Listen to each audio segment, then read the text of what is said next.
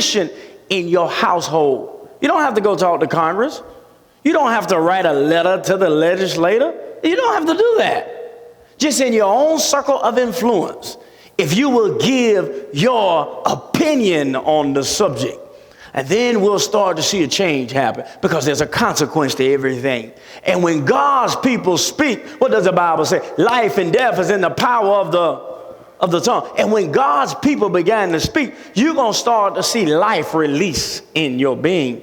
I'm talking about a wilderness experience. Now, I told my wife, I said, I think it's one of the greatest things that has happened, though, in America. I said, I really do. I said, from that perspective, I like the opinion, because it's going to galvanize the people of God. It's going to make the real people of God stand up now. See, we're going to instantly find out who's who. Stand up, let the real people of God be known. Because the people of God have a certain conversation. The people of God have a certain standard. And when you are the people of God, when you speak in accord with the word of God. And then we'll see the blessings of God flow over your life. Don't be like Moses. Don't kill him. Don't kill him. Don't be like Moses and make a choice that you might regret. I certainly believe America has made a choice this week that just in a short season, everybody will begin to regret. Why? Because there's a God that sits high and looks low. Because there is a God that has an opinion. And there is a God who has instituted government, not Satan. And God desires for government to operate from his spirit, if you will, to protect his people. That's why God tells his people to submit to government. Why would God tell people to submit to government if government is inherently evil and wrong? But there is another force called Satan, who over there in Ephesians chapter 6, verse 12, it says you wrestle not against flesh and blood. But when you go a little further and deeper into the text, it says Satan likes to get into a system. Satan likes a body, people, and he likes a system, government. And so the people of God speak out. The people of God rise up. And this is a season, and this is a time. And I'm just talking about dry places in your life. I'm talking about dry places in your life. Dry places will cause you to get silent. Not time to get silent. Dry places in your life. When you're not on fire for God, when the water of his word is not a rushing river inside of you, you will have laryngitis of the voice, and the people of God will be silent. Do not allow the wrong choice to lead you into places of dryness, and then you get into these dry places and now you have no more voice. Now you have nothing to say. And so you find churches compromising all the time. Some churches are driven. I'm just preaching. Y'all don't mind a little bit, do you? Yeah, it'll help you out next week. But see, some churches are so consumed with, the government, faith-based organizations. You find a whole lot of them get grants and things of this nature to do their cause. Well, I guess it's okay. I'm not saying it's overall wrong. But if you're not careful,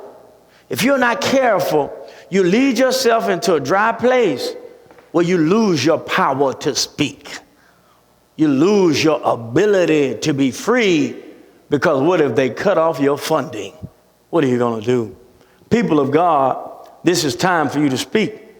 This is time for you to have a voice on the issues of this day. Please develop an opinion. So we see that the wilderness will humble you. The wilderness not only will humble you, the wilderness will help you decide whether or not your hypothesis is true. So we find Moses all by himself, and he has great hope to lead God's people. And he claims that God is able and God is sufficient. And now for 40 years, he's going to find out. I want you to understand the timing of God. Understand the timing of God in your life. Understand the movements of God in your life. And don't get bothered when it's not time. City of Faith is going to run over. City of Faith is going to overflow. City of Faith will have thousands of individuals eating from the fruit of City of Faith. I believe that in my spirit. Write it down, put it on your calendar. Remember, I told you beforehand, because I believe it's going to happen. But the time, what's the time right now? The time is to go through a little bit of wilderness. Time is to go through a little bit of wilderness so you stay humble. The time is to go through a little bit of wilderness so that he can develop the hypothesis in your life. It's time to go through a little bit of wilderness so he can reveal to you what's really in your heart. Timing. What time is it in your life? Timing. What season is it in your life? Is it winter? Is it spring? Is it the hot summer? Are things falling like the fall? Or is it dew season? So you have those 4 seasons, then you have dew season. It's your time. It's your year. It's your time. It's your moment. You take a fig tree. For the first 3 years of its life, it goes through fall. It goes through winter. It goes through spring. And then it repeats. It goes through fall. It goes through winter. It goes through spring. It goes through summer. All seasons. The next year, it goes through fall. It goes through winter. But something happens in that spring. See, it doesn't become springtime. It's not dew season in your life. So I want you to begin to recognize what season it is in your life. When it is spring and you're in year 1 of being that fig tree, just be patient. Just wait. God's going to do it. If he hasn't brought you your spouse, don't go get knucklehead. Just wait. Don't rush it. Just wait. If you're involved in a relationship and you're already married and the spouse is not where you want them to be right now, it's okay. That's called winter. That's winter. Let them go through winter. Because there's going to be a spring. There's going to be a summer. But the shout is, it's going to become a dew season. And in that dew season is when your spouse becomes who you envision in your greatest dream.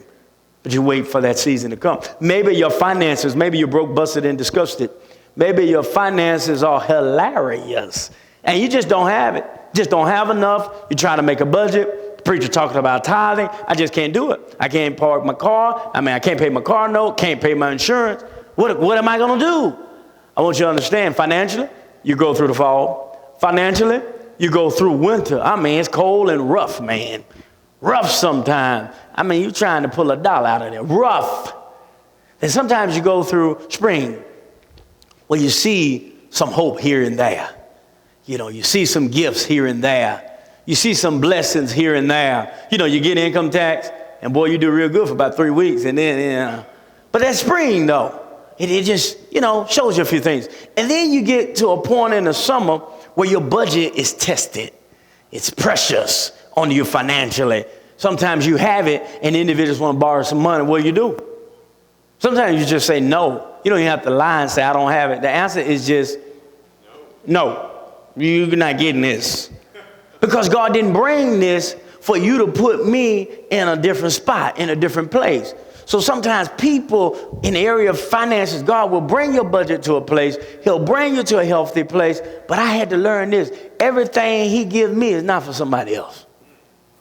So everything he gives me is not for you now. Sometimes he just give a bottle of water just for you. That's just your bottle of water. So we're talking about God will develop your hypothesis when you go through the wilderness. The other thing I see that God will do when we go through the necessary process of the wilderness. See, a hypothesis is an educated guess. It's an opinion of how you think something's going to work out. Well, that opinion has to become a hope. You have to go from you think to I know. And many of us are in the place of I think or I believe. But we have to get over to the point to where we know and we're operating in faith. And when you get to the point where you know and you're operating in faith, man, you're talking about God doing some amazing things in your life. It was be absolutely amazing. Then the third thing we see in there is that the wilderness will develop a person's heart.